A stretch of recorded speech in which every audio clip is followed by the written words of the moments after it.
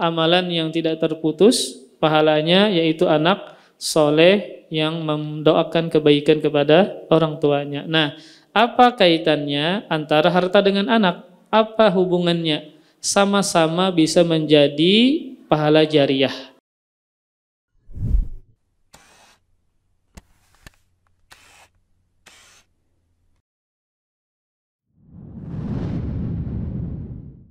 Assalamualaikum warahmatullahi wabarakatuh. Innal hamdalillah nahmaduhu wa nasta'inuhu wa nastaghfiruh wa na'udzu billahi min shururi anfusina wa min sayyiati a'malina may yahdihillahu fala mudilla lahu wa may yudlil fala hadiya lahu. Wa asyhadu an la ilaha illallah wahdahu la syarika lahu wa asyhadu anna Muhammadan abduhu wa rasuluhu la nabiyya wa la rasula ba'dah. Qala Allah Ta'ala fil Qur'anil Azim, ya ayyuhalladzina amanu taqullaha haqqa tuqatih wa la tamutunna illa wa antum muslimun.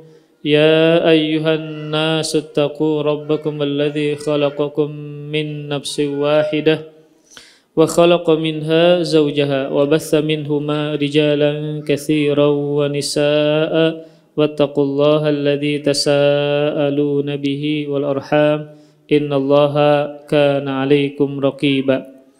Ya ayyuhalladzina amanu taqullaha wa qulu qawlan sadida yuslih lakum a'malakum wa yaghfir lakum dhunubakum wa may yuti'illaha wa rasulahu faqad faza fawzan 'azima. Amma ba'du, fa inna asdaqal hadithi kitabullah wa khairal hadyi hadi Muhammadin sallallahu alaihi wa alihi wasallam wa syarrul umuri muhdatsatuha fa inna kulla muhdatsatin fid din bid'ah wa kulla bid'atin dhalalah wa kulla dhalalatin finnar. Alhamdulillah, senantiasa kita memanjatkan puji syukur kita kepada Allah Subhanahu wa taala. Pada kesempatan kali ini, pada pagi hari ini, hari Sabtu ya, kita dikumpulkan di sini dengan tujuan agar kita bisa sedikit banyaknya berbagi berkaitan dengan amanah yang diberikan dan dianugerahkan oleh Allah Subhanahu wa taala berkaitan dengan amanah yang paling besar, yaitu anak-anak kita. Maka sebagaimana kita diwajibkan oleh Allah Subhanahu wa taala untuk beribadah dengan benar, maka kita pun juga diwajibkan oleh Allah Subhanahu wa taala untuk menjaga amanah yang Allah berikan kepada kita, yaitu berkaitan dengan anak-anak yang kita miliki. Maka tentu para orang tua yang sudah menyekolahkan anaknya di tempat kita, pasti yang mereka harapkan dari anak-anak ini adalah yaitu ketika mereka berada di lingkungan yang baik, berada di lingkungan yang sunnah, yang tidak ada musiknya, yang dijelaskan berkaitan dengan adab-adab sesuai dengan tuntunan Nabi Sallallahu Alaihi Wasallam. Kemudian juga yang kita harapkan nantinya ketika dia disekolahkan di tempat kita, maka anak-anak ini kita harapkan dia menjadi anak yang berbakti tentunya, berbuat baik tentunya kepada orang tuanya, kepada keluarganya, dan juga tumbuh menjadi anak yang bertakwa kepada Allah Subhanahu wa taala. Maka inilah harapan para orang tua yang memahami dan menyadari betapa pentingnya anak untuk kehidupan orang tuanya.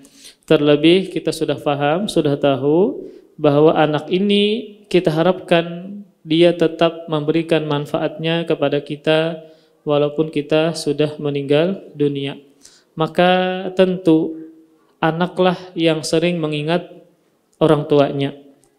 Jadi ketika ditanya siapa yang sering mengingat kita, maka jawabannya bukan pasangan kita, maka jawabannya bukan orang tua kita bahkan ketika kita meninggal dunia, tetapi yang sering mengingat kita adalah anak-anak kita sendiri.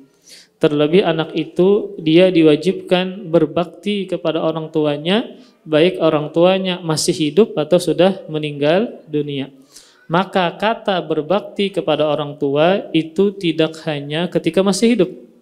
Maka orang tua kita yang sudah meninggal dunia, kita pun wajib berbakti kepada mereka. Maka tentu ini harus ada ilmunya. Bagaimana caranya kita berbakti kepada orang tua yang sudah meninggal dunia. Maka inilah yang kita harapkan dari anak-anak kita masih mendapatkan manfaat dari mereka, sekalipun kita sudah berbeda alam barzakh sudah meninggal dunia, yaitu dengan kita menjadikan anak ini anak yang soleh dan solihah, sehingga dia faham, mengerti caranya memberikan pahala kepada orang tuanya, sekalipun orang tuanya sudah meninggal dunia. Nah, kemudian para hadirin dan hadirat sekalian, semoga Allah Subhanahu wa taala merahmati pian-pian seberataan. Untuk tema pada pagi ini ulun ambil dari firman Allah Subhanahu wa taala di berbagai macam surah dan ayat. Di antaranya adalah firman Allah Subhanahu wa taala di surah Al-Kahfi ayat 46. Firman Allah Subhanahu wa taala, "Al-malu wal banuna zinatul hayatid dunya wal baqiyatus shalihatu khairun inda rabbika thawaban wa khairun amala." Surah Al-Kahfi ayat 46. Firman Allah Subhanahu wa taala, harta dan anak-anak adalah perhiasan kehidupan dunia. Jadi Allah di sini mengatakan harta dan anak-anak adalah perhiasan kehidupan di dunia. Jadi di sini Allah menggendengkan antara harta dengan anak. Antara harta dengan anak. Kata Allah Subhanahu wa taala, harta dan anak-anak adalah perhiasan kehidupan dunia. Jadi di sini harta digendengkan, disandingkan dengan anak. Kenapa demikian? Karena banyak kesamaan antara harta dengan anak. Karena banyak kesamaan antara harta dengan anak. Di antara bentuk kesamaan antara harta dengan anak, harta dan anak bisa melalaikan orang tuanya. Harta dan anak bisa melalaikan orang tuanya. Betapa banyak seseorang yang memiliki harta yang banyak, ya dia sukses berbisnis, sukses berdagang, yang dulunya ketika dia kada sukses begawi, kada banyak duit, rajin hadir ke majelis ilmu agama. Kemudian ketika dia sukses, banyak memiliki harta, kada sing cungulan lagi orangnya di majelis ilmu agama. Berarti hartanya melalaikan dia dari majelis ilmu agama. Dia sibuk, akhirnya dia meninggalkan majelis ilmu agama. Nah, begitu pula anak yang terkadang ketika dia menikah belum punya anak, rajin ke majelis ilmu agama. Kemudian ketika sudah punya anak, kemudian akhirnya tidak menghadiri majelis ilmu agama. Minimal kalau kita punya anak tidak menghadiri majelis ilmu agama, tetap pian dengarkan sekalipun berada di rumah.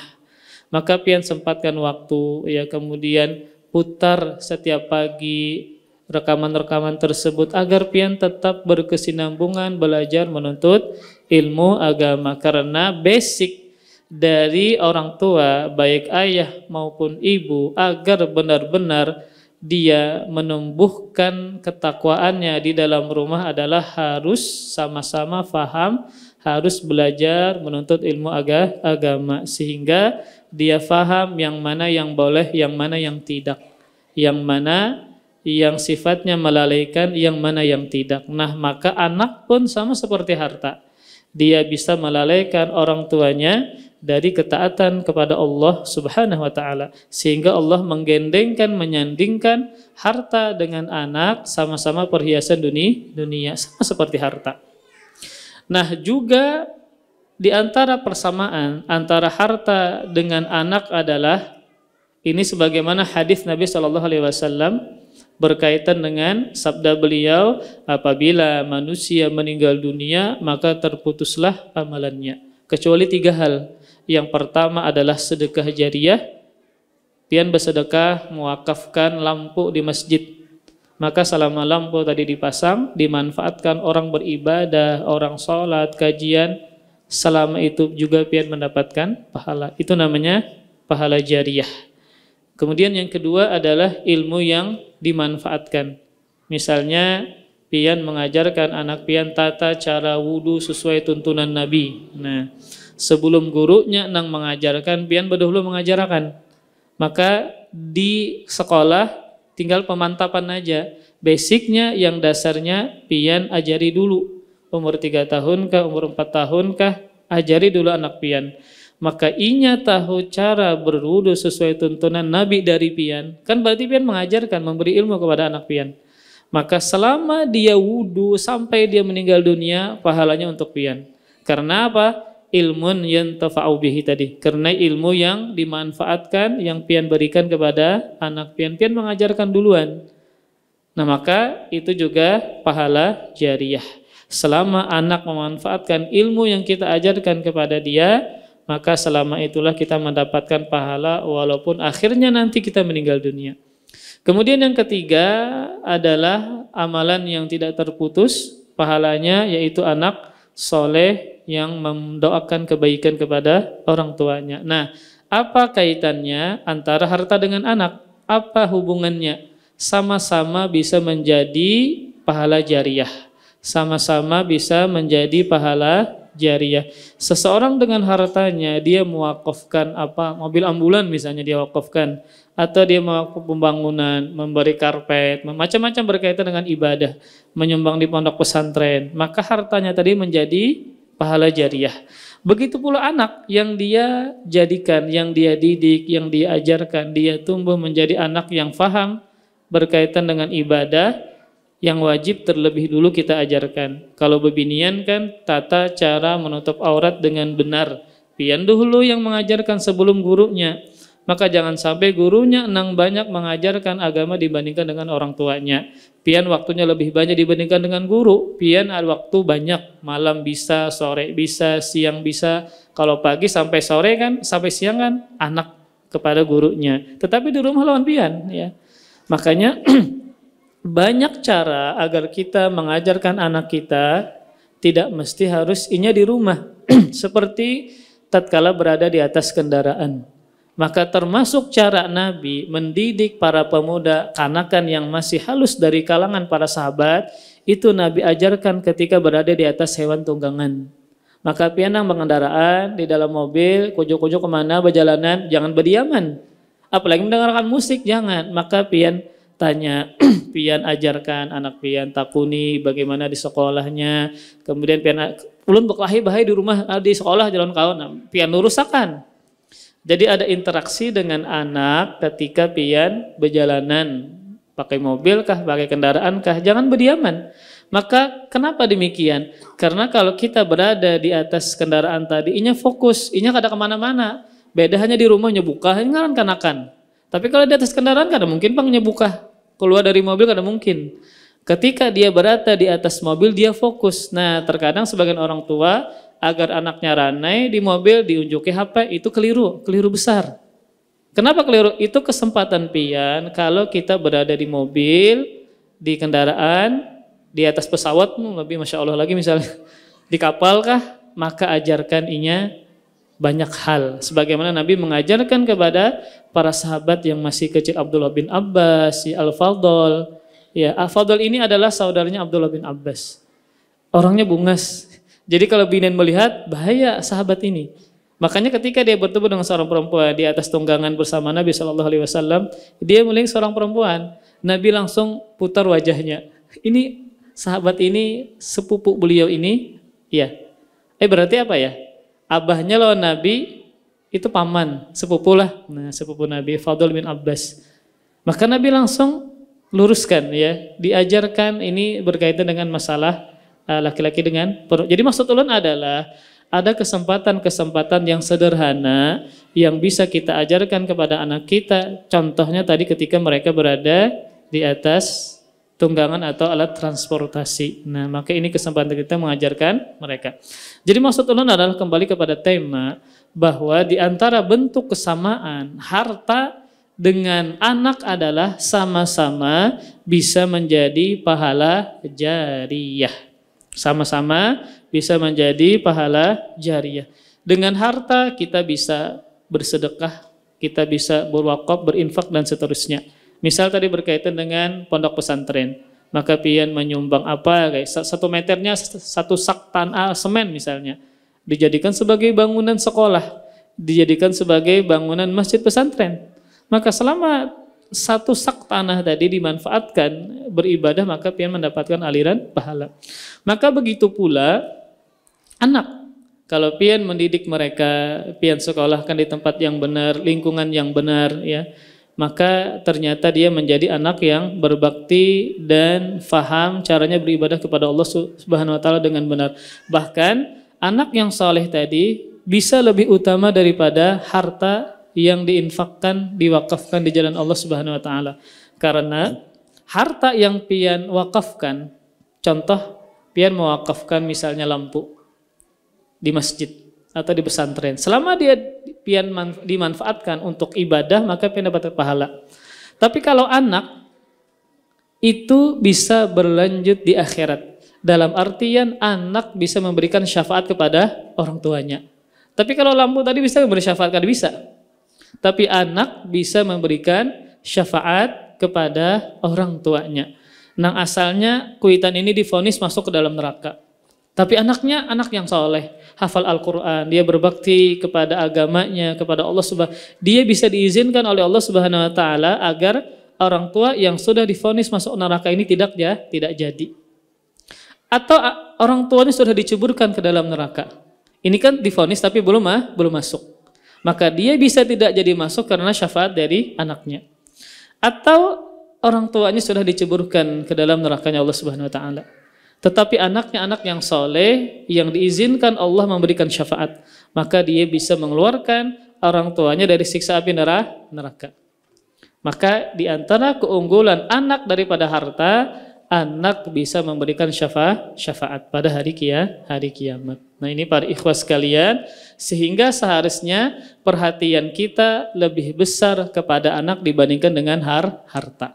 Sehingga harta yang pian miliki, maka jangan bersedih hati, berkecil hati ketika pian habiskan untuk anak agar dia menjadi anak yang soleh dan solehah, yang tumbuh tahu caranya bagaimana mengenal Allah Subhanahu wa taala. Sehingga berkaitan dengan anak seharusnya kita lebih menghargai dia dibandingkan dengan harta. Maka benar orang tua rela menghabiskan hartanya agar anak ini sehat, anaknya garing, akhirnya menjual tanah, agar anaknya apa?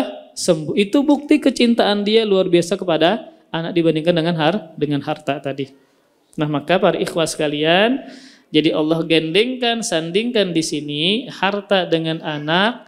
Di antara sebabnya dan alasannya adalah karena memang harta dan anak bisa sama-sama apa tadi? Memberikan pahala jariyah yang akan mengalir terus-menerus sekalipun orang tuanya sudah meninggal dunia. Kemudian, nah, di antara dalil berkaitan dengan pengambilan tema ini juga firman Allah Subhanahu wa taala di surah Ali Imran ayat 14. Allah Subhanahu wa taala berfirman, "Zuyyina lin-nasi hubbus syahawati minan nisa'i wal banina wal qanatiril muqantarati minadh-dhahabi wal fiddah wal khailil musawwamati wal an'ami wal harth, dzalika mata'ul hayatid dunya wallahu indahu husnul ma'ab." Kata Allah Subhanahu wa taala, dijadikan indah pada pandangan manusia kecintaan kepada apa-apa yang diinginkan. Apa kecintaan kita terhadap sesuatu yang sangat kita inginkan? Satu, untuk para laki-laki adalah an-nisa, para perempuan. Sebagaimana Nabi SAW, beliau dibikin cinta terhadap perempuan. Nah, maka laki-laki yang normal, yang fitrahnya masih selamat, pasti mereka mencintai para perempuan.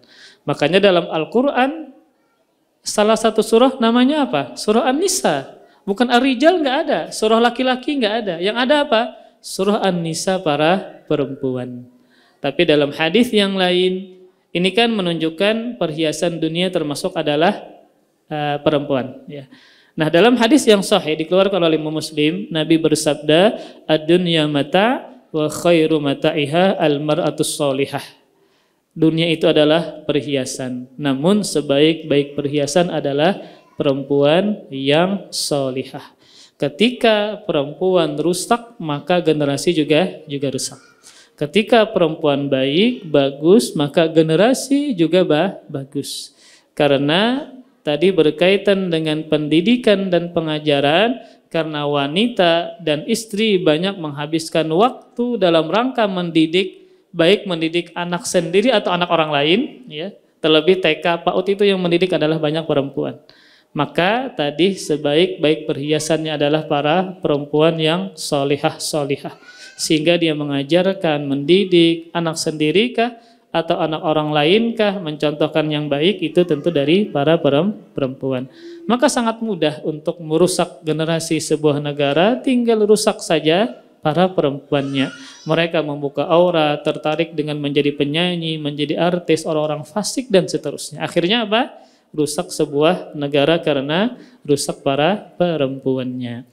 Kemudian para ikhwah sekalian, di sini Allah Subhanahu wa taala mengatakan dijadikan indah pada pandangan manusia kecintaan kepada apa-apa yang diinginkan. Yang pertama adalah nomor satu itu wanita. Nah, dalam hadis yang lain, ya, di antara sebab kehancuran umat terdahulu Bani Israel adalah perempuan. Ya. Dan antara dalam Al-Quran, ya, antara godaan syaitan dengan godaan perempuan lebih besar mana? Dalam Al-Quran godaan perempuan. Makanya syaitan itu memanfaatkan perempuan ketika mereka keluar rumah. Ketika keluar rumah maka istashrafahu syaitan. Ketika keluar rumah, ya, Nabi mengatakan maka syaitan akan menguntit si perempuan ini. Maka dia banyak mengeluarkan fitnah ketika ternyata dia keluar rumah tidak membuka auratnya, memakai minyak wangi dan seterusnya. Nah, maka berkaitan dengan perempuan tadi, bahwa perempuan itu, ya, tipu dayanya besar dibandingkan dengan syaitan. Ketika Nabi Yusuf alaihissalam, ya, digoda oleh Zulaikha, kemudian ketangkap basah, kemudian ketahuan yang ternyata bersalah adalah Zulaikha. Suaminya mengatakan, inna kaidakunna azim. Sesungguhnya tipu kalian, wahai perempuan, besar. Tapi ketika berkaitan dengan syaitan, Allah mengatakan inna kaida syaitan kana dha'ifa. Sesungguhnya tipuan syaitan itulah lemah. Allah mengatakan tipuan syaitan lemah dibandingkan dengan perempuan, tipu daya syaitannya itu lebih besar. Maka tadi berkaitan dengan anak juga. Nah, kemudian yang kedua barulah anak-anak. Allah mengatakan dibikin cinta, kita melihat adalah anak-anak. Siapa yang tidak menyukai anak? Terlebih kita misalnya menikah sudah lama ternyata belum punya anak, ya. Nah, maka terkadang mereka sangat menginginkan, ikhtiar macam-macam, bahkan sampai ke Singapura ini kita dengar, ya. Nah, maka tentu kalau kita sudah menikah sangat mengharapkan anak. Makanya anak diistilahkan oleh para ulama dengan sebutan thamaratul fuad. Artinya apa?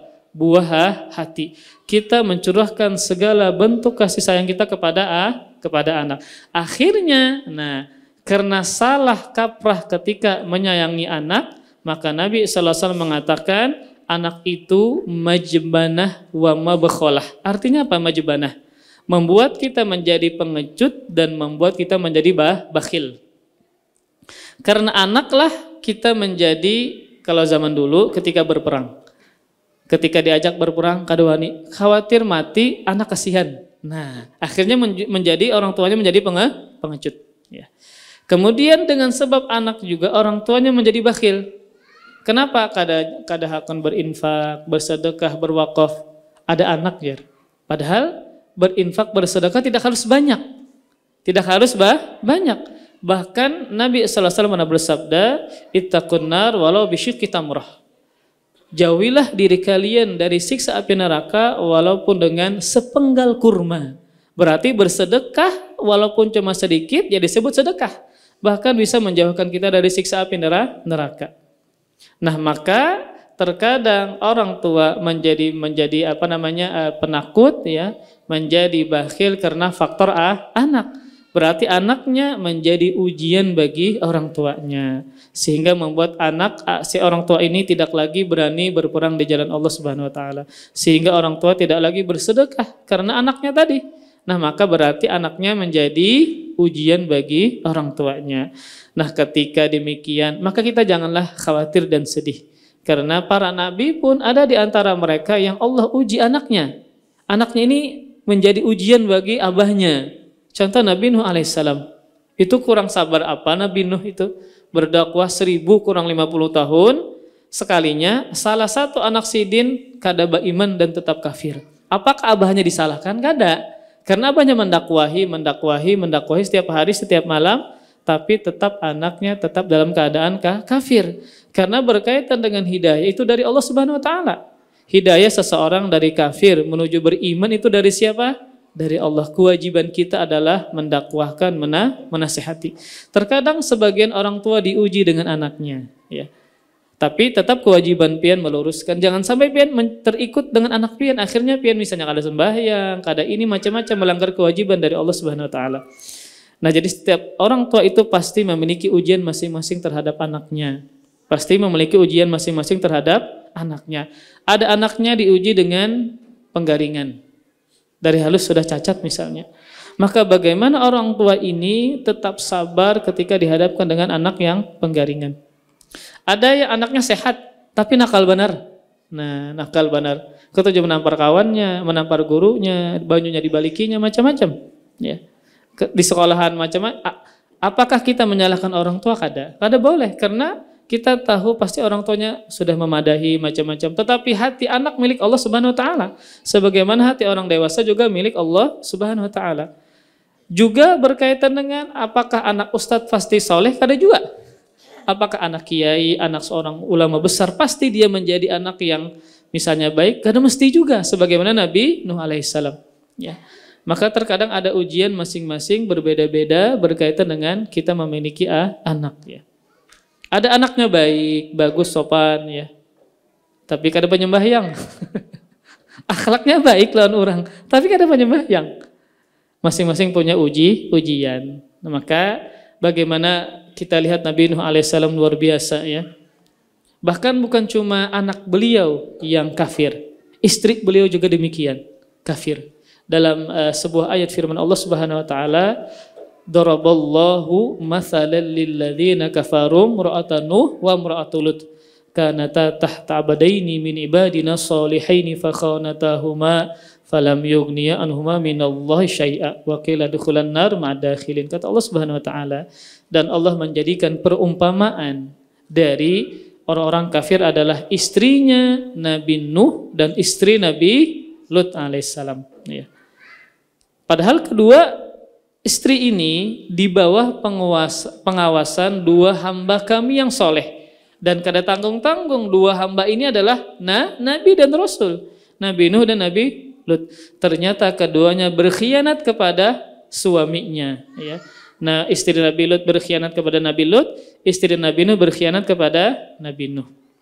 Maka kedua suami ini, yang Nabi dan orang soleh ini, tidak bisa menolong keduanya dari Allah Subhanahu wa taala, maka dikatakan kepada keduanya pada hari kiamat, kedua istri ini, masuklah kalian ke neraka bersama dengan orang-orang yang memasukinya. Sehingga tadi berkaitan dengan hidayah, ya, itu tidak didapatkan karena faktor keturunan dan keluarga. Maka tidak mesti tadi abahnya Nabi, anaknya beriman. Ternyata ada yang tidak beriman kepada Allah Subhanahu wa taala. Maka juga tidak mesti suami yang soleh, ternyata istrinya juga soleh, nggak mesti. Contoh Nabi Lut, ternyata istrinya tidak soleh, tidak beriman kepada Allah Subhanahu wa taala. Dan tidak mesti juga istri yang soleh, suaminya juga soleh. Contoh Fir'aun di zaman Nabi Musa, istrinya solehah, Asyah, malah beriman kepada Allah Subhanahu wa taala. Lakinya mengaku Tuhan pulang. Maka ini menunjukkan bahwa hidayah adalah bukan karena faktor keluarga dan keturunan, tapi dari Allah Subhanahu wa taala. Maka dikembalikan kepada posisi kita diberikan ujian masing-masing terhadap keluarga kita. Ada anak kita masih ini, masih itu. Kadang ulun mendengar dari harapan orang tua ketika anaknya ini nakal benar, pas lagi halus, lalu jar kuitannya, mudahan halus saja nakalnya, imbah ganal kada. Itu kan harapan yang baik kayak gitu. Nah. Karena kita sudah berusaha macam-macam, menasehati, kita sekolahkan, tetap demikian, ya karena memang hati anak adalah milik Allah Subhanahu wa Ta'ala. Maka kita memiliki anak dan keluarga masing-masing ujiannya. Yang mana tentu ketika kita diberikan ujian, mampu menghadapi dan sabar, maka di dalamnya terdapat pahala dan ganjaran yang banyak di sisi Allah Subhanahu wa Ta'ala. Nah, makanya para ikhwah sekalian, nah, tentu kita sering mendengar ya doa para orang tua yang sering kita mengucapkannya dalam sujud kita, dalam doa kita, firman Allah Subhanahu wa Ta'ala, Rabbana hablana min azwajina wa dzurriyyatina qurrata a'yun. Kata Allah Subhanahu wa Ta'ala, yang mana kita harus berdoa dengannya, Rabbana hablana min azwajina wa dzurriyyatina qurrata a'yun. Ya Allah, jadikanlah istri-istri kami dan anak-anak kami qurrata a'yun. Artinya apa qurrata a'yun? Iya, penyejuk mata. Dia perhiasan yang menyejukkan. Nah, apa tafsirannya? Salah seorang tabi'in yang bernama Imam Muhammad bin Ka'ab al-Quradhi, beliau banyak berguru dengan para sahabat. Kata beliau mentafsirkan apa maknanya istri dan anak itu menjadi pendingin mata kita. Pendingin mata itu apa? Nyaman dilihat. Kalau banyak masalah, melihat anak hati tenang, kayak itu. Nah, ketika banyak gawean di luar rumah, banyak beban, melihat bunga bini, hati tenang. Apa tafsiran dari penyejuk mata tadi? Kata seorang tabi'in ini Al-Quradhi, beliau mengatakan, laisa syai'un aqarra li'ainil mu'min min an yara zaujatahu wa auladahu muti'ina lillahi azza wa jalla. Kata beliau, tidak ada sesuatu yang paling mendinginkan mata bagi seorang mukmin daripada dia melihat istri-istri dan anak-anaknya melakukan ketaatan kepada Allah Subhanahu wa Ta'ala. Maksudnya adalah hati kita tenang, mata kita sejuk, nyaman dilihat. Kalau seandainya istri dan anak-anak kita ini ternyata mereka adalah orang-orang yang melakukan ketaatan kepada Allah Subhanahu wa Ta'ala. Jadi intinya adalah kita menjadi nyaman, tenang hati kita, bahagia kalau kita melihat istri dan anak-anak kita ternyata adalah orang yang bertakwa kepada Allah Subhanahu wa Ta'ala. Nah, beda dengan sebagian orang tua yang ternyata suka, senang, bahagia anaknya jadi penyanyi kah, jadi artis kah, orang terkenal kah, orang yang terkenal di TikTok kah misalnya. Ini fitrah yang berbeda ya. Kalau kita bahagianya, senang hati kita ya, mata kita menjadi dingin kalau kita melihat bini kita, anak-anak kita ternyata mereka adalah orang yang suka melakukan ketaatan kepada Allah Subhanahu wa Ta'ala. Itulah yang dinamakan dengan penyejuk mata. Kalau istri kita, anak kita bukan kita arahkan menjadi artis, menjadi penyanyi, orang terkenal, hebat, juara macam-macam, bukan itu. Bukan berkaitan dengan masalah dunia. Tetapi kalau anak kita, istri kita ini menjadi orang-orang yang soleh-solehah bertakwa kepada Allah Subhanahu wa Ta'ala, maka siapa yang tidak senang kalau anak ini di kelasnya misalnya sudah hafal, kelas 6 SD misalnya, sudah hafal 5 juz, subhanallah. Kita bahari aja jangankan 1 juz amma, wadduha gitu puntal. Itu Pak, zaman sekarang sudah berkembang Pak. Bahari kita kada dituntut menghafal ketika kita SD ya kada. Kita mungkin belajar mengaji itu pas SD atau pas tamat SD baru belajar mengaji, baru belajar tajwid macam-macam. Zaman sekarang sudah berkembang. Sudah para sekolah sudah berlomba-lomba bagaimana anak ini sudah menghafal di usia dini ya. Nah, maka siapa yang tidak senang kalau anaknya ternyata sudah hafal melebihi orang tuanya dulu. Bahari kita kadang menghafal ya. Maka kelas 6 SD ada yang sudah hafal 5 juz subhanallah. Ada yang sudah hafal 6 juz subhanallah. Pasti kita senang, pasti kita bahagia. Itulah yang dinamakan dengan pendingin mata, qurratu a'yun tadi. Kalau kita melihat ternyata anak kita ini menjadi anak yang saleh dan salihah, maka kita berarti tinggal mengarahkan mereka ya. Makanya untuk orang tua dan juga untuk para guru, orang tua di rumah dan juga para guru, tugas kita ini bukan hanya sekedar mengajar, tapi mendidik. Mengajar berbeda dengan mendidik. Kalau mengajar sudah tuntung bulikai sudah. Tapi kalau mendidik, selain dia mengajar, dia juga meluruskan kesalahan-kesalahan yang pada diri anak sekalipun bukan di sekolah.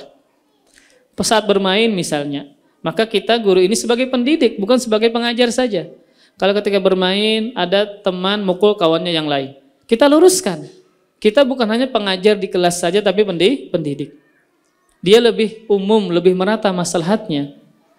Pendidik juga berbeda dengan pengajar dari sisi kalau pengajar cuma mengajar di sekolah, tapi kalau mendidik, dia yang pertama kali mendidik dirinya dan mencontohkan yang baik kepada anak didiknya.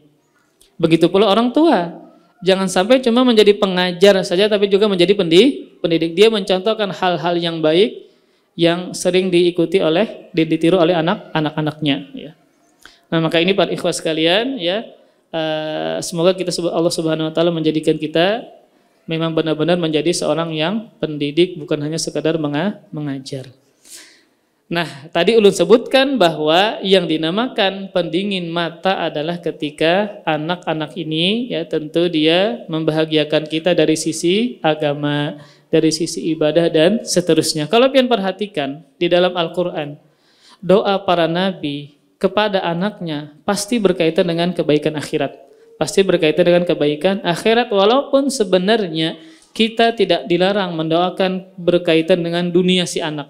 Misalnya kita punya anak, sudah tua, ibunya sudah menikah, lalu kita doakan mudahan rezeki lancar, kemudian bisnis sukses. Tidak mengapa, boleh-boleh saja. Tetapi yang sering kita dapatkan dalam Al-Quran, orang tua dari para nabi pasti mendoakan berkaitan dengan kebaikan akhirat si anak. Kebaikan akhirat si anak. Contoh misalnya di dalam Al-Quran, doa Nabi Ibrahim alaihissalam, ya, beliau berdoa kepada Allah Subhanahu Wa Taala, wajnubni wa baniya an na'budal asnam. Kata beliau, ya Allah, jauhkanlah aku dan anak keturunanku dari menyembah berhala. Nah, apalagi situasi kondisi pada zaman tersebut, ya, banyak orang-orang yang menyembah berhala. Bahkan kada tanggung-tanggung Abah Sidin Azhar yang bernama Azhar, Abah Nabi Ibrahim alaihissalam, ternyata salah satu sonum. Sonum artinya adalah pemahat berhala. Nah, demikian yang terjadi pada Nabi Ibrahim alaihissalam, sehingga beliau berdoa kepada Allah agar anaknya jangan sampai menyembah berhala. Mungkin kalau zaman sekarang, apa yang pian doakan kepada anak pian? Ya Allah, jauhkanlah anakku dari lingkungan yang buruk, dari teman-teman yang buruk. Ya Allah, jauhkanlah anakku dari misalnya kecanduan HP, kecanduan main game dan macam-macam. Ini yang terjadi di zaman sekarang. Apalagi banyak di luar sana, di kota-kota besar, predator anak, ya subhanallah. Kemudian LGBT, bukan LGTV ya, tapi LGBT. Nah, itu merambah kepada anak-anak. Ya. Kita mendengar di televisi, di media, anak diadopsi ketika besar, dia diciptakan menjadi seperti itu. Ya. Nah, ini yang kita khawatirkan. Ya, makanya kita mencari sekolah, ya, kita mencari tempat mendidik.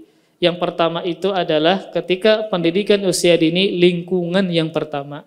Sekalipun kita banyak memiliki kekurangan dalam sistem, dalam administrasi misalnya, tetapi yang paling penting adalah kita mencari lingkungan yang baik. Lingkungan yang baik, seperti itu ya. Maka ini para ikhwas sekalian yang semoga dirahmati Allah Subhanahu wa taala. Kemudian di antara dalil atau ayat yang kita jadikan sebagai tema juga firman Allah Subhanahu wa taala di surah Al-Baqarah ayat 127, firman Allah Subhanahu wa taala, di antara bentuk perhiasan dunia adalah bangga dengan punya banyak anak. Di antara bentuk perhiasan dunia adalah bangga dengan banyak punya anak. Dan ini bukan konotasi buruk ketika banyak punya anak, tetapi ini bisa menjadi buruk, bisa menjadi baik ketika kita memiliki banyak anak, tergantung tujuan dan niatnya. Di antaranya firman Allah Subhanahu wa taala di surah Al-Baqarah ayat 127.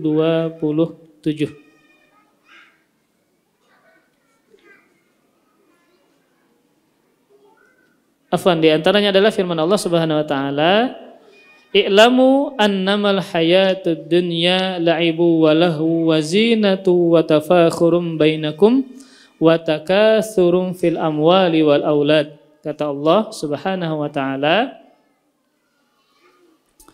ketahuilah sesungguhnya kehidupan dunia hanya permainan, kemudian kesia-siaan dan hiasan, dan saling membanggakan di antara kalian, dan saling membanggakan banyak punya harta dan banyak punya anak.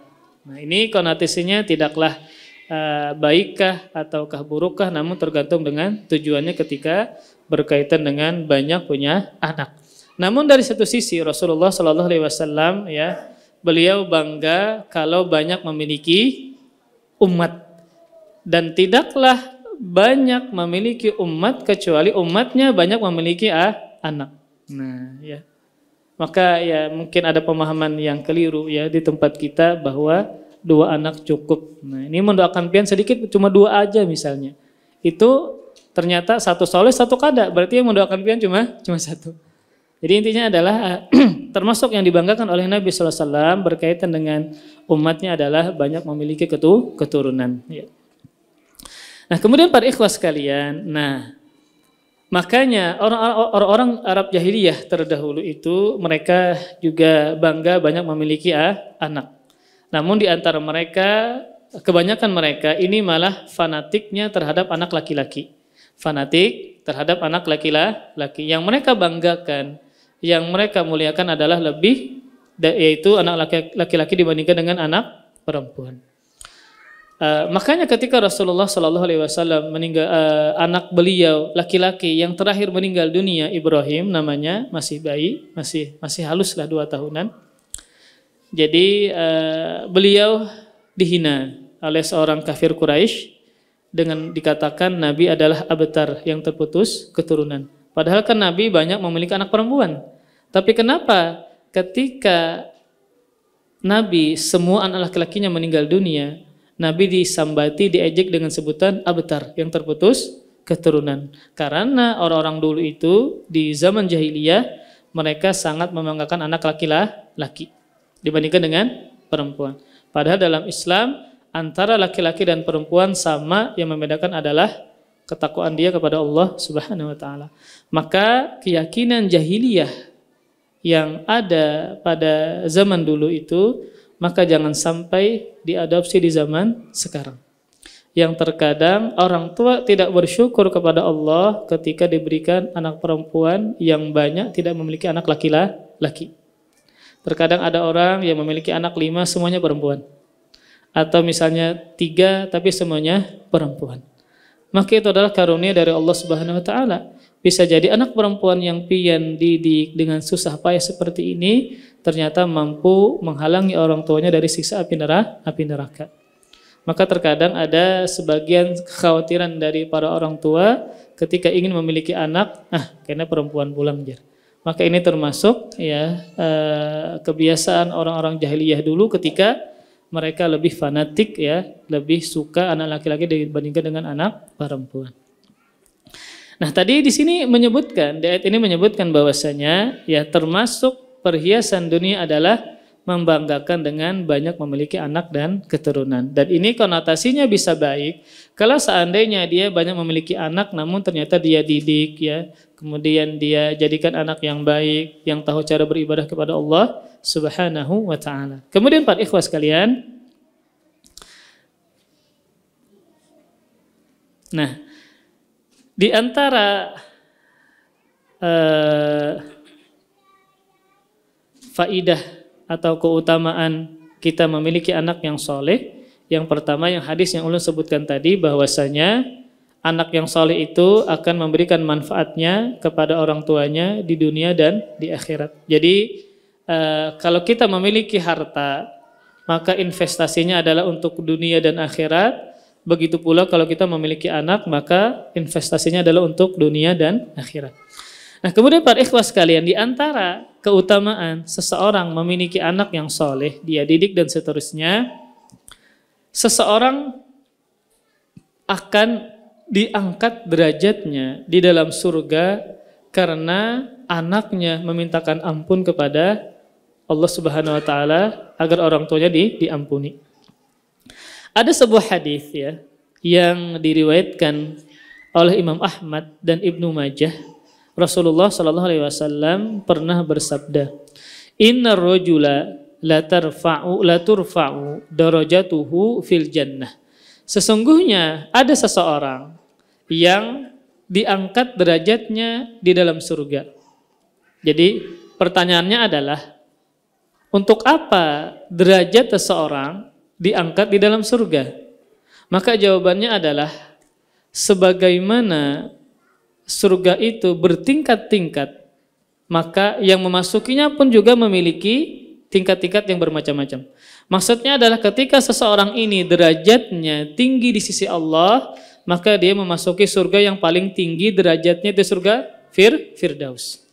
Maka bisa jadi orang tua yang masuk ke dalam surga bukan dalam surga Firdaus, tetapi karena anaknya sering memintakan ampun kepada Allah agar orang tuanya diampuni, akhirnya orang tua ini masuk ke dalam surga Firdaus. Nah, sabda Rasulullah sallallahu alaihi wasallam, sesungguhnya seseorang diangkat derajatnya di dalam surga. Lalu dia pun bertanya, kenapa derajat saya diangkat di dalam surga? Kenapa dia dinaikkan ke dalam surga Firdaus? Anna hadza, bagaimana ini, kata seseorang tadi.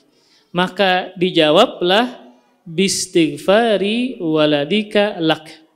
Disebabkan memintakan ampunnya anakmu untukmu. Maksudnya apa? Anak ini ya ketika dia hidup, dia sering memintakan ampun agar orang tuanya diampuni dosa-dosanya oleh Allah Subhanahu wa taala. Nah, berarti kan anak yang seperti ini tidak mungkin kalau seandainya anak yang bukan anak yang soleh dan solehah ya. Jadi anak yang seperti ini berarti dia faham caranya berbakti kepada orang tuanya ketika orang tuanya sudah meninggal dunia. Maka anak yang seperti ini sering mendoakan kebaikan untuk orang tuanya, memintakan ampun orang tua kepada Allah untuk orang tuanya, maka nanti di akhirat Allah akan berikan surga yang paling tinggi derajatnya, itu surga Firdaus. Intinya adalah termasuk manfaat akhirat bagi orang tua yang bisa diberikan oleh anaknya adalah ketika ternyata pada hari kiamat di dalam surganya Allah, anaknya ini mengangkat derajat orang tuanya di dalam surga. Kemudian para ikhwah sekalian, nah berkaitan dengan mendidik, tentu kita tidak terlepas terhadap peran orang tua. Terlepas dari peran orang tua. Nah, maka kalau diibaratkan sekolah ya, maka guru langsung mengajar itu mamanya, sedangkan kepala sekolah abahnya. Maka si abah ini harus bagaimana agar gurunya lancar mengajar, maka harus banyak memberikan fasilitas kepada si pengajar ini, yaitu si mamanya. Maka tugas dari kepala sekolah adalah bagaimana mamanya yang mengajarkan langsung di rumah itu nyaman, betah ketika berada di rumah. Kalau seandainya si mama ini yang sebagai madrasah pertama si anak kadang mengaruhan di rumah, ya, ini merasa kada bahagia, bagaimana dia bisa mendidik anaknya dengan benar. Ya. Maka tadi kuncinya adalah bagaimana kepala sekolah ini, si abah ini, bagaimana dia bisa membahagiakan bininya di rumah agar benar-benar bisa bininya langsung mengajarkan kepada si anak tadi. Makanya kan kalau kita dalam sebuah lembaga seperti di sekolah, bagaimana yayasan ini, kita yang bergerak di yayasan itu agar para pengajar, para pendidik ini mereka bahagia ketika mereka bekerja dan mengajar di sini. Kita ini baru mukadimah Bang, kita sebagai yayasan, kita sudah mengadakan pertemuan kepada guru-guru SD, para pengurusnya, kemudian juga guru-guru TK dan pengurusnya, agar harapannya adalah para pendidik kita ini lebih semangat, lebih bahagia ketika mengajar, jadi mudah masuknya, mudah mereka mengajarkan kepada anak-anak tersebut. Nah, itu juga berkaitan dengan peran orang tua ketika berada di rumah. Makanya salah anggapan orang tua kalau pendidikan agama itu diserahkan 100% kepada guru dan ustadz, itu salah ya. Maka jangan sampai kita meyakini pendidikan anak ya berkaitan dengan agamanya itu 100% diserahkan kepada sekolah. Maka pian pun punya andil agar kita ini mendapatkan pahala di sisi Allah, mendapatkan pahala jariah. Kita punya andil mendidik anak kita bagaimana dia berada di rumahnya. Maka tadi harus bekerja sama antara abah dengan mamanya. Bagaimana si abah ini sebagai kepala sekolahnya di rumah harus benar-benar fasilitasnya bagus ya, membuat kemudian macam-macam, intinya dia membuat si mama ini bahagia ketika berada di rumah. Maka sangat banyak contoh ya dari para ibu, para ulama, ibu para sahabat yang mana mereka mencontohkan, menteladankan kepada kita agar bagaimana mendidik anak dengan cara yang baik. Di antara cerita yang kita bisa jelaskan kepada pian-pian berataan berkaitan dengan ibunya para sahabat. Nah, ibunya para sahabat. Ada seorang perempuan ya yang masyhur dengan kunyahnya Ummu Ammarah. Ummu Ammarah ya. Ummu Ammarah ini adalah mamanya Abdullah bin Zaid.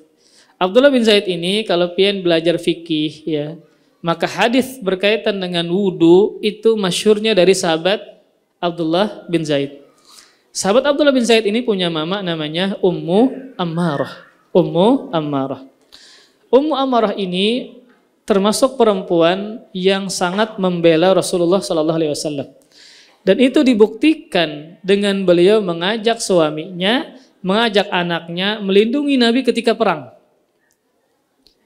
Nah, sehingga anaknya ini sangat termotivasi untuk menjaga dan melindungi Nabi. Karena peran dari siapa? Dari mamanya. Sehingga suri tauladan yang sangat banyak ditiru anak adalah kepada siapa yang pertama? Kepada mamanya. Karena mama yang paling banyak menghabiskan waktu di rumah bersama anaknya dibandingkan dengan abah. Abah itu aib kalau berada di rumah terus. Kenapa? Berarti ada begawi. Karena dia begawi kerja dari pagi sampai sore, kadang sore sampai malam, maka yang banyak menghabiskan waktu adalah mamanya. Nah, ya siapa yang ditiru akhirnya oleh anak ini? Mamanya. Kalau mamanya ketujuh bako ciak, anaknya otomatis ketujuh bako ciak. Nah, kalau mamanya ketujuh marah-marah, akhirnya anak itu juga suka marah-marah. Makanya watak anak itu tercipta ketika masih kecil oleh faktor lingkungan. Anak ini wataknya bagaimana? Karena faktor lingkungan. Kalau abahnya ketujuh menyariki anak dan didengar oleh anaknya, otomatis juga anaknya bisa menciptakan watak suka marah-marah dan emosian. Kalau misalnya mamanya watak tenang, penyabar, maka akan diikuti oleh anaknya. Ya. Maka anak ini adalah peniru yang sangat ulung. Apalagi dia baru 2 tahun, 3 tahun, 5 tahun, 4 tahun ya, belum umur memayyiz 7 tahun dan 8 tahun, maka dia sangat suka meniru. Makanya kenapa anak kita itu kalau menonton kartun dia suka meniru? Ya memang demikian. Yang ditonton Upin-Upin betul-betul jarnya. Bahasa Malaysia jadi anak kita. Karena dia suka menonton film Upin-Upin tadi. Dia suka meniru dan mempraktekannya ya. Makanya keteladanan dari orang tua, entah ayah atau si ibu itu sangat ditekankan. Sebagaimana juga mamanya Anas bin Malik Ummu Sulaim ya, yang sangat cinta juga kepada Rasulullah SAW agar anaknya ini benar-benar bisa membantu Nabi. Akhirnya beliau hadiahkan kepada Rasulullah anaknya masih berusia 10 tahun dijadikan sebagai pelayan dan pembantu Nabi SAW. Tujuannya apa, harapannya kepada si anak ini? Agar anak ini ketika bersama Nabi, membantu Nabi, melayani Nabi, dia akan bermanfaat untuk umat. Maka ternyata ketika sahabat Anas bin Malik ini berkhidmah melayani Rasulullah SAW selama 10 tahun, akhirnya beliau menjadi sahabat, salah satu sahabat yang paling banyak meriwayatkan hadis. Dan beliau juga sahabat ini didoakan oleh Nabi SAW. Jadi ketika mamanya ini, Ummu Sulaim ini, yang namanya Rumaiso, ada yang mengatakan Gumaiso, menyerahkan Anas bin Malik masih halus kepada Nabi SAW, Nabi mendoakan sahabat Anas, padahal masih kecil, ya Allah perbanyaklah hartanya dan perbanyaklah anaknya. Maka ketika dia menikah banyak punya anak. dan hartanya banyak berkah dari doa Nabi. Jadi Nabi itu membiasakan mendoakan kepada para sahabatnya. Kemudian juga beliau membiasakan mendoakan anak-anak kecil. Pian ketemu anak tetangga, anak kawan, biasakan mendoakan anak, mudahan anaknya anak soleh, mudahan ini, biasakan mendoakan kepada mereka. Sebagaimana Rasulullah membiasakan mendoakan kepada anak-anak kecil. Nah, ketika sahabat Anas ini yang mengantar siapa? Mamanya. Yang menghendaki menjadi pembantu Nabi siapa? Mamanya. Akhirnya dia berkhidmah kepada Rasulullah SAW selama 10 tahun ya. Maka banyak hadis berputar, entah berkaitan dengan kebiasaan Nabi, wudhu Nabi, macam itu dari siapa? Sahabat Anas bin Malik. Maka anak ini menjadi penuntut ilmu agama, menjadi semangat karena jasa dan peran dari siapa? Si orang tua tadi, si mamanya tadi. Maka kitalah yang mengarahkan anak kita ini mau kemana. Kalau mamanya ini ketujuh mendengarkan musik, ketujuh dengan para penyanyi, akhirnya dia akan mengarahkan anaknya menjadi penyanyi. Ya, kalau misalnya kaitannya ketujuh menonton film drama Korea, akhirnya dia mengharapkan anaknya kayak si pemain Korea tadi, orang kafir yang dia sukai dan senangi. Ya, maka ini para ikhwas sekalian, sebagian dari yang bisa kita sampaikan berkaitan dengan anak itu bisa menjadi perhiasan atau fitnah atau ujian. Ya, intinya adalah semoga Allah Subhanahu wa taala menjadikan anak-anak kita ini ya benar-benar yang kita harapkan sesuai dengan kehendak Allah dan Rasul-Nya ya. Bagaimana dia menjadi anak yang soleh, solehah, yang berbakti kepada orang tuanya, berbakti kepada negara, yang bertakwa kepada Allah Subhanahu wa taala. Itu yang paling kita harapkan daripada si anak-anak ini ya. Maka semoga Allah Subhanahu wa taala memudahkan segala urusan kita ya. Semoga Allah Subhanahu wa taala menjadikan anak kita ini penyujuk hati kita ya, yang senantiasa memberikan kebaikan kepada kita sebagai orang tua. Kita masih hidup, dia berbakti kepada kita. Kita meninggal dunia, dia juga berbakti kepada kita. Dia tahu caranya berbuat baik kepada orang tuanya sekalipun orang tuanya sudah meninggal dunia. Terlebih ketika hari kiamat terjadi, ketika kita dibangkitkan ya dari kubur menuju ke padang mahsyar. Tentu kita sangat mengharapkan syafaat ya, entah dari Rasulullah SAW atau dari orang-orang soleh, bahkan dari anak kita sendiri. Maka semoga yang sedikit ini bisa menumbuhkan ya kecintaan kita kepada anak dengan cara yang benar. Bagaimana anak ini kita tunaikan ya amanah kita yang datangnya dari Allah Subhanahu wa taala. Kita diberikan amanah berkaitan dengan anak-anak kita tadi. Wallahu a'lam bishawab. Semoga bermanfaat. Salah khilaf ulun mohon maaf. Setelah ini ada apa? Ada kuis atau apa? Berarti ada hadiahnya. Mana hadiahnya? Adakah? Ditampayakankah supaya kuitannya semangat ketika melihat hadiah? Biasanya kayak itu, Bang. Apalagi ada hadiah umroh misalnya. Untuk kuis nanti ada 3 pertanyaan, Ustaz. Jadi ada 2 untuk Mahat dan satunya untuk Ikhwan. Oh, ada cuma 3. 2-nya untuk ibu-ibu, 1-nya untuk laki-laki. Ya. Ini soal apa berkaitan dengan tema hari ini? Berkaitan dengan tema. Mungkin untuk perempuan dulu 1. Iya, yang pertama untuk ibu-ibu dulu. Kenapa hadiahnya 2 perempuan, 1 laki-laki? Padahal kan dalam Islam 2 laki-laki 1 perempuan. Misalnya harta warisan 2 laki-laki 1 untuk perempuan. Ya, karena mereka yang paling repot kalau berkaitan dengan anak-anak. Jadi 2 perempuan 1 laki-laki. Pertanyaan pertama, ibu-ibu lah, adalah mikrofonnya di belakang. Adalah makna anak itu sebagai pendingin mata, maknanya apa? Tadi ulun sebutkan tafsiran dari tabi'in. Ayo Bu, makna dari anak itu adalah pendingin mata bagi orang tua. Maknanya apa? Nah, itu jelas tadi ulun sebutkan. Silahkan. Pakai mikrofonnya, Bu. Ketika bla bla bla, nah apa ketikanya itu?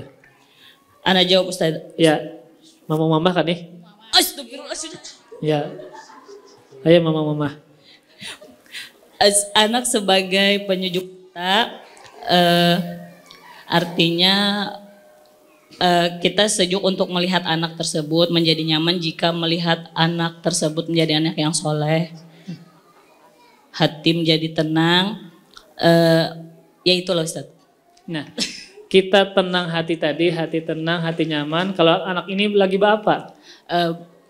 Bertakwa. Ya, ketika anak itu mentaati Allah Subhanahu wa taala dan bertakwa. Siapa yang kada himung pas kita datang dari luar Begawi sore nih. Tiba kita masuk ke rumah anak mengaji, himung ada bian? Himung anak mengaji subhanallah. Ketika kita sholat misalnya, lalu ini umpat lawan kita sembahyang, ya, nyumpat kajian, pasti kita bangga kalau punya anak ini dia cenderungnya kepada ketaatan. Inilah yang dimaksud anak adalah pendingin mata kita. Ketika anak tadi melakukan ketaatan kepada Allah Subhanahu wa taala. Nah, ada hadiahnya sudah. Ya. Ya, hadiahnya ya di dalam kado ya. Jadi nanti pian buka aja. Siapa tahu ada kupon umroh tadi. Ganal bener. Kemudian yang kedua, ibu-ibu lagi. Lakian pulang. Nah, bapak-bapaknya lah. Lakian. Jadi pian angkat tangan aja. Badhuluan siapa yang bisa menjawab. Siap. Nah, sebutkan dua kesamaan antara harta dengan anak. Tadi lu sebutkan tiga ya, apa dua gitu? Jadi dua. Jadi kan Allah dalam sebuah ayat menggendengkan antara harta dengan anak sama-sama ujian. Anak dan harta bisa menjadi ujian. Nah, persamaannya apa? Kenapa digandengkan? Persamaannya apa? Antara anak dengan harta. Ya bapak-bapak. Ini apa nih? Silakan Bapak. Barat Pak ya. Ada ulun yang jawab. Baratnya bisa gelas isinya, bisa nang lain. Ya, ada silahkan. Silakan angkat tangan. Persamaan antara anak dengan harta. MC kada ada Ustaz. Boleh jawab kalau MC. Silakan Bapak-bapak. MC-nya tahu Bang sudah. Ya, silakan. Ya, Ibad. Mau Ibad. Ya, ada Pakai dua. mikrofon Gen, biar yang lain bisa dengar. Ada dua persamaan tadi yang disebutkan. Tiga apa? Dua saja sebutkan. Dua, ya. investasi dunia dan akhirat. Ya, yang pertama dunia dan harta bisa dijadikan investasi dunia dan akhirat. Yang kedua? Ya sama itu. Lah itu aja lo ingat. Itu yang baiknya. Sedangkan yang buruknya apa? Persamaan buruknya. Pian kadang-kadang bisa antara harta dengan anak, yang buruknya apa? Tadi kan yang baik nih bisa dijadikan investasi akhirat. Yang buruknya apa? Sama-sama melalaikan. Nah, sama-sama bisa melalaikan. Jawaban kawan Bang. Iya. Harta dan anak bisa menjadi sama-sama melalaikan. Ya, insyaallah. Akhirnya abahnya kada kajian karena anak ya. Akhirnya abahnya menjadi penakut dan bakhil karena anak ya. Ya silakan. Ini bisa Bisa bagi demikian. dua lah. Jadi di antara kesamaan antara harta dengan anak satu, harta dan anak sama-sama bisa menjadi wasilah mendekatkan diri kita kepada Allah. Sama-sama bisa dijadikan sebagai investasi dunia dan akhirat. Ya. Kemudian yang kedua itu dari sisi baiknya. Dari sisi buruknya anak dan harta bisa sama-sama melalaikan kita kepada ketaatan kepada Allah Subhanahu wa taala. Kemudian kepada perempuan lagi. Ya. Pertanyaan terakhir. Terakhir ya. Apalah yang paling ngalih lah. Cari yang paling. Setelah ini kita ada tanya jawab Ustaz. Oh ya. Ya.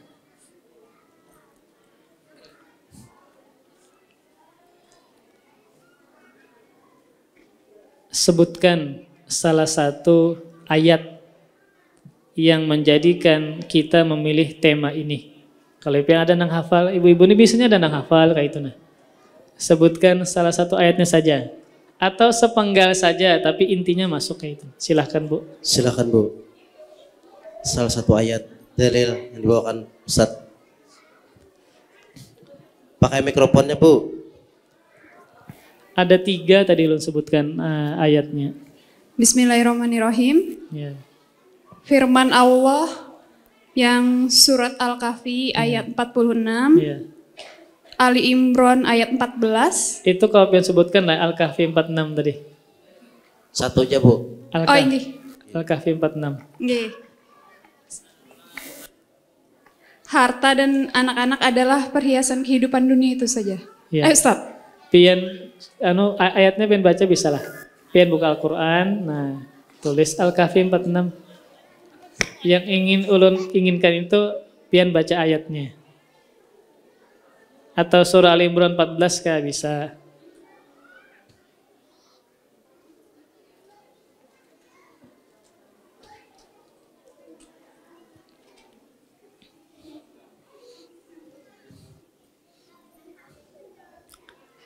Dapat loh, Bu.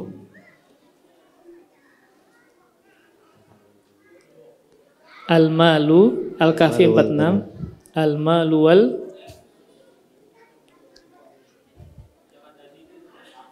Auzubillahiminasyaitonirrajim. Al-malu wal wal banuna wal banuna zinatul hayatid dunya wal baqiyatus sholihatu khairun inda rabbika sawaban wa khairun amalan. Ya, itu surah Al-Kahfi ayat 46 ya. Sudah 3 hadiah yang sudah kita berikan. Sekarang silakan kalau ada pertanyaan berkaitan dengan tema. Silakan kami beri kesempatan kepada bapak-bapak sekalian atau ibu-ibu. Mungkin untuk bapak-bapaknya ada yang ingin bertanya, silakan.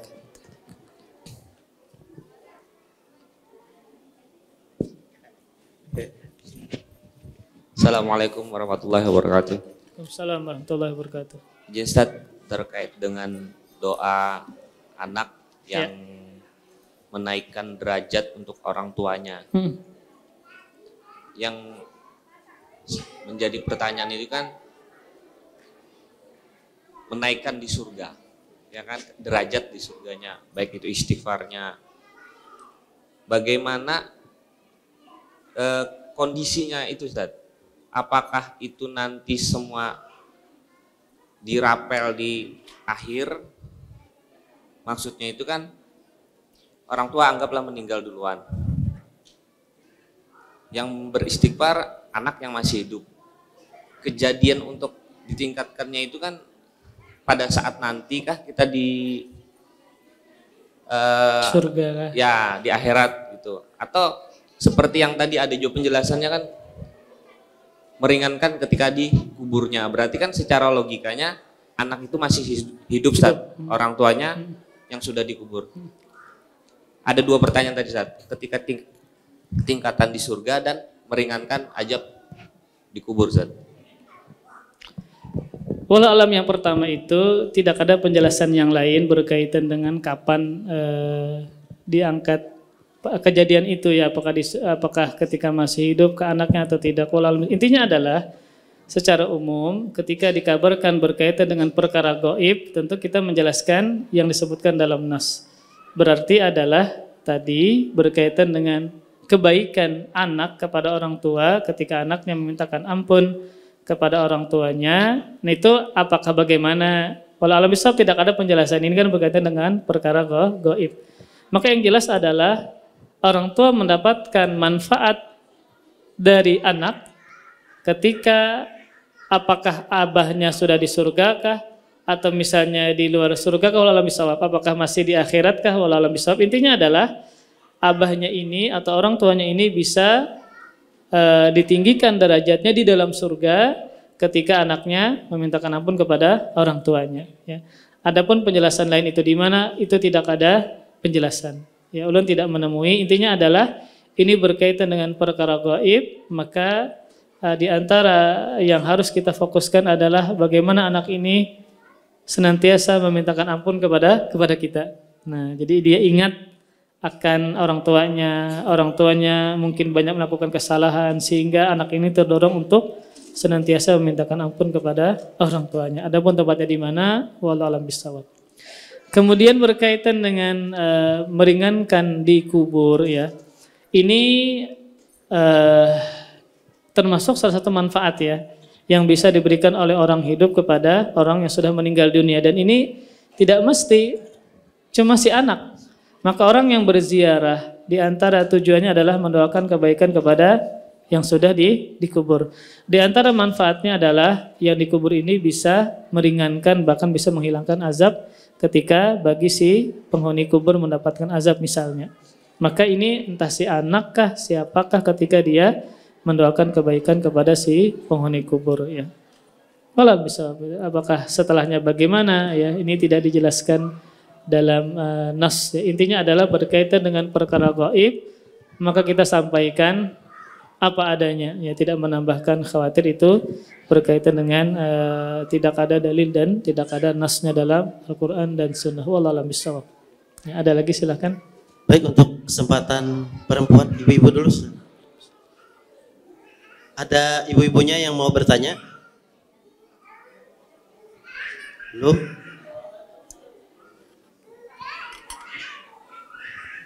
Baik, ada bapak-bapak berarti dulu. Bapak-bapak atau apa?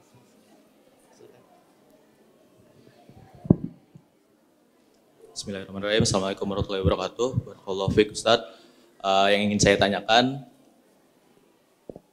kita kan sekarang sebagai orang tua masih hidup dan punya anak.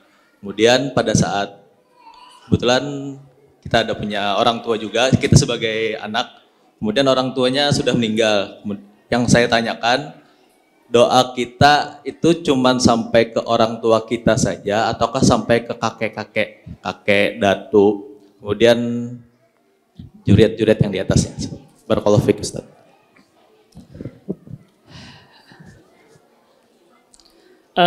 Di antara keumuman ayat, kita mendoakan kaum muslimin, ya, yang sudah mendahului kita, berarti kan sebenarnya kita diperintahkan untuk mendoakan kepada kaum muslimin siapapun yang sudah meninggal dunia.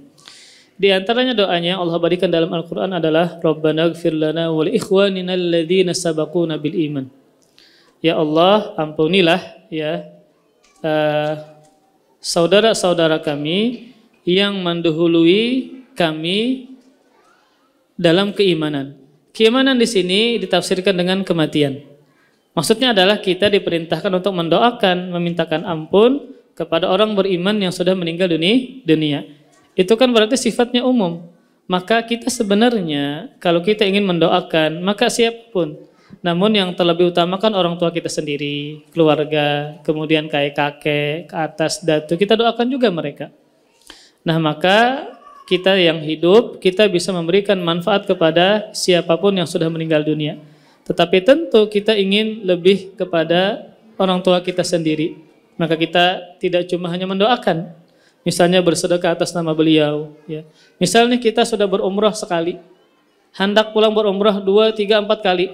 Kita yang sudah meninggal dunia, belum pernah umrah, kita badalkan, kita umrahkan. Kemudian kai belum, kita umrahkan atas nama sidin. Maka ini cara-cara yang bisa kita lakukan berkaitan dengan memberikan manfaat kepada keluarga terlebih dulu. Mendoakan kepada siapa saja. Namun terkadang ada amal soleh yang dikerjakan ini tidak semuanya bisa.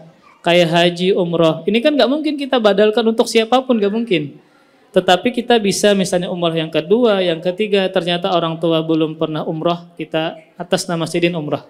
Kita sudah cari keluarga yang lain, paman kah, kayak kai kah. Dulu ketika ulun pas kuliah di Madinah 4 tahun itu, pasti ulun bercarian keluarga kalau hendak umroh. Ini adakah keluarga yang belum pernah berumroh? Jadi ulun bercarian sampai di keluarga istri juga ada ulun cari. Jadi untuk apa tujuannya? Mengirimkan pahala tadi, ya. Kita berumroh atas nama si keluarga terdekat kita terlebih dulu. Kan kita diperintahkan untuk berbuat baik kepada keluarga terlebih dulu. Jadi itu cara. Jadi kalau berkaitan dengan mendoakan, itu siapapun kita doakan. Kaum muslimin yang sudah meninggal dunia berkaitan dengan ayat tadi.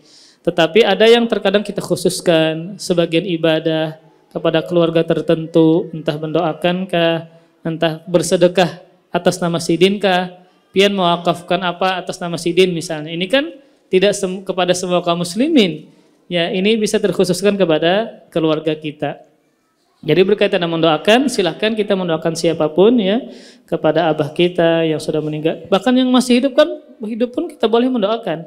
Orang tua kita masih hidup, semoga Allah memberikan dia hidayah, semoga Allah Subhanahu wa taala mengampuni dosa-dosa dia. Tidak mesti orang tua yang sudah meninggal dunia, yang hidup pun kita doakan ketika ada pelanggaran, ketika ini dan itu kita doakan mereka. Intinya adalah bebas kepada siapapun kita mendoakan, namun kita disuruh untuk silaturahim, ya, kepada keluarga, yaitu berbuat baik kepada keluarga. Maka kai kita, datu kita doakan kebaikan untuk mereka. Wallahu a'lam bishawab. Baik, untuk ibu-ibunya apakah ada pertanyaan?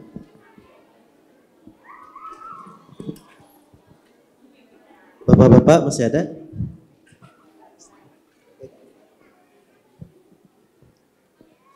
Ya. Kalau tidak ada pertanyaan, mungkin kita ada. Oh, oke. Silakan.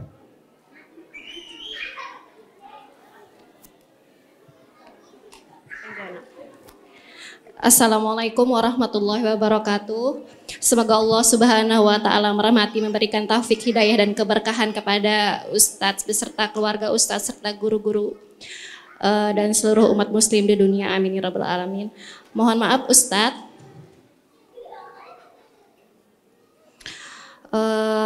tidak dipungkiri kemajuan teknologi membuat anak-anak menjadi lebih kritis dan jeli. Kadang pengaruh tontonan lebih berpengaruh pada sikap dan tingkah laku mereka. Apa yang bisa kami lakukan? Sebab sebagai pekerja, orang tua tidak selalu bisa untuk mendampingi mereka. Mohon bimbingannya serta bagaimana ilmunya jika kita ingin menjadi orang tua yang sukses dalam menjaga amarah, kejengkelan terhadap tingkah pola anak-anak, terlalu banyak menuntut terhadap anak disadari ataupun tidak, sehingga membuat anak ada dalam kondisi tertekan. Mohon jawabannya, jazakirallahu khairan. Ya, bismillah. Yang pertama tadi apa, Bu? Belum kada menangkap lagi nah. Yang kedua itu jazakillahnya, domirnya tersalah, jazakallahu khairan. Itu ulun tangkap yang kedua tuh. Oke, ulun ulangi lagi lah. Begamat pula, begamat. Terkadang kadang langsung menalar ulun. Kemajuan teknologi membuat anak menjadi lebih kritis dan jeli dalam pengaruh tontonan berpengaruh. Intinya anak sekarang lebih suka menonton HP. Bagaimana kami sebagai orang tua yang tidak bisa mendampingi mereka selama 24 jam gitu. Kemudian yang kedua, bagaimana ilmunya jika kita ingin menjadi orang tua yang sukses untuk menjaga amarah, kejengkelan terhadap tingkah pola anak-anak yang terlalu banyak menuntut terhadap anak disadari ataupun tidak, sehingga membuat anak ada dalam kondisi tertekan. Terkadang anak-anak mungkin terlalu sering dimarahi Ustadz. Oh iya. Mohon penjelasannya. Yang pertama dulu tadi berkaitan dengan tontonan, sehingga kita sebagai orang tua tidak bisa mengawasi 24 jam berkaitan dengan anak ya. Misalnya pian begawi dan seterusnya. Yang pertama adalah pian mencari lingkungan dan teman-temannya yang baik. Mencari lingkungan dan teman-temannya yang baik ya. Nah, ini ulun kada tahu kenapa pian kada bisa mengawasi anak pian 24 jam kan. Kalau misalnya kita tertuntut untuk bekerja karena suatu udzur misalnya, maka tentu pian mencarikan dia lingkungan yang baik. Dalam artian kepada siapa pian menitipkan anak pian, seperti itu. Semoga ini masuk kepada pian ya. Jadi memang ada hal-hal tertentu, kondisi tertentu sehingga si mama ini atau abahnya tidak bisa mengawasi 24 jam. Kan pengaruh yang paling besar berkaitan dengan anak adalah lingkungan dan teman-temannya. Lingkungan dan teman-temannya. Kenapa banyak di antara kaum muslimin menyekolahkan di tempat kita? Karena dari faktor lingkungan dan teman-temannya. Yang pertama tadi pian harus lihat lingkungan dan teman-temannya, kepada siapa dia bergaul.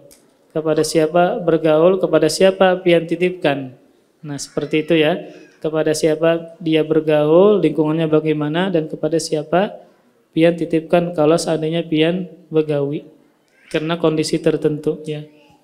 Kemudian yang kedua, sebagaimana para nabi terdahulu ya, maka mereka sering mendoakan anak-anaknya ya. Maka pian juga doakan anak-anak pian berkaitan dengan tadi seperti dia tidak menyembah berhala, ya kita doakan seperti itu ya. Kemudian dia menjadi anak yang baik, kemudian dia menjadi pewaris para nabi, misalnya menjadi ulama dan seterusnya. Jadi jangan sampai lupa kita menyandarkan diri kita, menggantungkan diri kita, mempasrahkan diri kita kepada siapa? Allah Subhanahu wa taala.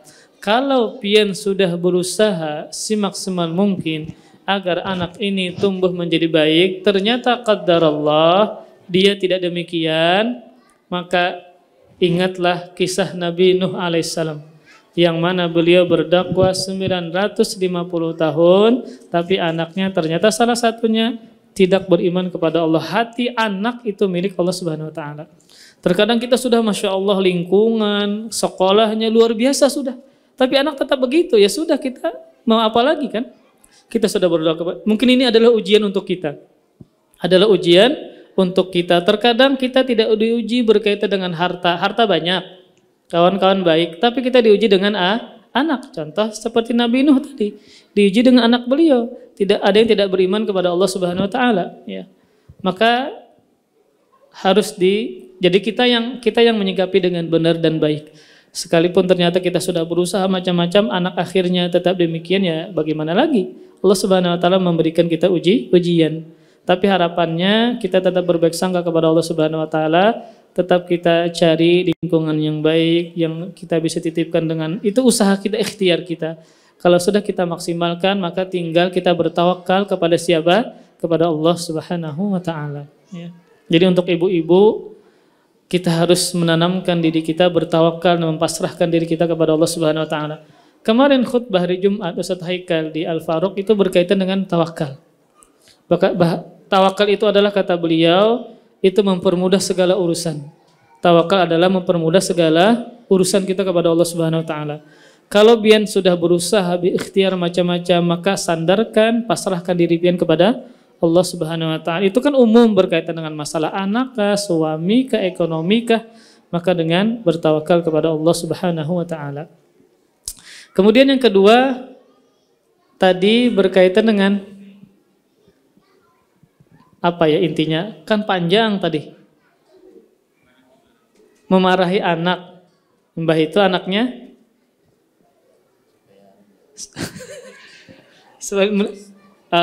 orang tua sukses, ya. Ulun pun tak non pian. Nabi Nuh itu sukses kada? Padahal kan salah satu anak Sidin ada yang kafir. Ya, sukses juga beliau, ya. Karena ketika diperintahkan berdakwah oleh Allah Subhanahu wa taala, beliau menjalankannya dan tidak melihat kepada banyak dan sedikitnya, karena perintahnya adalah untuk mendakwahkan, ya. Maka maksud ulun adalah kata-kata sukses ini ya jangan coba menjadi target, ya. Tapi intinya ya tadi kayak kita harus berusaha seperti itu. Kita bertawakal kepada Allah Subhanahu wa taala, ya. Pokoknya pian berusaha berikhtiar, apapun yang pian bisa lakukan maka ikhtiar. Kemudian kita tanamkan di dalam hati, ya, bahwa memang sukses itu bukan berkaitan dengan masalah dunia, kan. Berkaitan dengan kita bisa menjadikan dia anak-anak yang bertakwa kepada Allah Subhanahu wa taala. Ini bisa pian tangkap pula jawaban ulun nih. Terkadang ulun tidak bisa menyederhanakan pertanyaan pian kayak gitu nah. Terkadang panjang, kemudian ulun bertakun intinya apa kayak gitu nah. Kan kami ini laki-laki ini ketujuh nang handap-handap, nang ringkas-ringkas saja. Kalau pian kan banyak melebarkan menjelaskan. Mbah itu intinya apa? Nah kan kayak gitu kami ini. Semoga pian bisa menangkap yang ulun jawab tadi. Kalau pian kurang puas, bisa pian jelaskan lagi lah yang kedua tadi. Jelas sejak Bu. Ya, memang lakian itu kayak itu Pang gue. Nah kami para suami ini hendak nang ringkas saja intinya apa kayak gitu nah. Panjang benar bini pian berkisah. Intinya apa kayak itu nah. Kita ini kadang ketujuh itu kata-kata kadang. Jadi langsung aja pian jelaskan intinya. Ya, oke. Okay. Nah, seperti itu. Semoga bisa ditangkap pula. Jadi ya tadi kembalikan mempasrahkan semuanya kepada Allah Subhanahu wa taala. Itu urusan apapun. Entah berkaitan anak, ini dan itu macam-macam. Atau kita sudah padahi macam-macam. Kita sudah doakan tapi tetap begitu ya, apalagi itu kan berarti di bawah bukan kehendak kita. Jadi merubah mereka bukan kehendak kita tapi kehendak Allah Subhanahu wa taala. Maka ya berarti yang harus dipelajari oleh kita sebagai orang tua adalah menanamkan satu kesabaran, dua menanamkan bertawakal kepada Allah Subhanahu wa taala, kemudian menanamkan bersyukur karena ketika anak ini satu sisi dia nakal, terkadang ada nikmat yang lain. Satu sisi ternyata dia misalnya mau aja diajak sholat. Jadi ada hal-hal yang kita syukuri ketika bisa mempunyai anak ya. Ada hal-hal yang kita syukuri dari mereka sekalipun satu sisi ada hal-hal yang tidak kita sukai ya. Alhamdulillah kita memiliki anak walaupun nakal juga. Ada misalnya suami istri puluhan tahun tidak memiliki anak. Jadi tetap doakan, tetap berikhtiar kepada Allah Subhanahu wa taala. Kita pun juga belajar menuntut ilmu agama, semoga diberikan kesabaran, semoga diberikan rasa tawakal ya kepada Allah Subhanahu wa taala ya. Jadi terkadang kita hanya fokus kepada objek anak, tapi kita tidak fokus kepada diri sendiri. Bagaimana orang tua bisa mengelola hati, ya, kemudian bisa mengendalikan amarah dan emosi, ya. Karena misalnya kalau kita sendiri mengajarkan dengan emosi, dengan amarah, tidak sabar, bagaimana kita bisa seperti itu? Jadi itu langkah-langkah dan ikhtiarnya, ya. Nah. Jadi sebenarnya seperti itu berkaitan dengan mendidik anak, menghadapi anak lah, bukan mendidik ya. Misalnya kita ingin menghadapi anak ini macam-macam polanya, baru 2 tahun, baru 3 tahun. Maka yang sebenarnya dikuati adalah dari sisi orang tua. Karena kewajaran anak 2 tahun, 3 tahun, inya macam-macam, berbalikan, inya mencoroti dinding tembok, inya berkelahi lawan kakaknya, ya. Seperti itulah karena kita bahari pun mungkin banget lagi, ya. Nah, jadi yang harus kita sadari, kita memperkuat kesabaran, bagaimana lebih bisa mengendalikan emosi dan macam-macam. Nah, ini mungkin hikmahnya adalah bisa jadi kita yang terkadang sedikit ibadah ini, kita harus sadar diri kita. Mengaji jarang, kadang majelis ilmu juga jarang, berzikir jarang, bersedekah jarang. Ibadah-ibadah yang sunnah itu jarang. Maka bagaimana caranya Allah memberikan pahala lawan kita? Lalu hadir anak, membuat kita banyak sabarnya. Nah, tingkah anak ini macam-macam. Kenapa? Karena Allah ingin memberikan pahala lawan pian. Pian ini misalnya dari sisi ibadah ini yang wajib aja. Nang baca Quran gak ada kawa, berzikir gak ada kawa, silaturahim gak ada kawa, macam-macam gak ada kawa. Lalu dihadirkan anak sebagai ujian agar kita bisa sabar, sehingga disitulah kita banyak dapat pahala. Makanya kalau kita lihat ibunya para ulama, entah ibunya para sahabat, ibunya para imam, pasti yang pertama itu mereka punya sifat sabar, penyabar, boy. Nah, amun pian sarik ya wajar sarik, tapi bisa dikendalikan, bisa dikontrol. Bisa dikendalikan, bisa dikontrol. 1, penyabar. 2, penyayang. Maka pian harus menyikapi anak sebagaimana umurnya. Kadang mungkin bang anak nama si bayi pian sariki, nya kada paham apa pian sariki mau. Sia-sia pian. Umur 2 tahun pian sariki. Apalagi anaknya belum balik mumayyiz, dia tidak berdosa. Anak ini masih mumayyiz atau belum mumayyiz, belum 7 tahun, belum 8, belum balik intinya. Maka bagaimanapun kesalahan dia di rumah lawan kita, inya kada berdosa, belum balik. Nah, maka bisa jadi tadi setiap orang itu punya ujian masing-masing. Kalau dia bisa sabar, maka disitulah pahala yang Allah banyak berikan kepada dia. Jadi yang pian kuati 1, penyabar, 2, bisa mengendalikan emosi atau amarah, 3, penyayang, ya. Agar bagaimana pian bisa menyayangi anak pian dan seterusnya. Ya, wallahu a'lam bishawab. Terima kasih, jazakumullah khairan wa barakallahu fikum. Video ini dibuat atas partisipasi dari donasi Anda. Semoga menjadi amal jariah bagi Anda semuanya.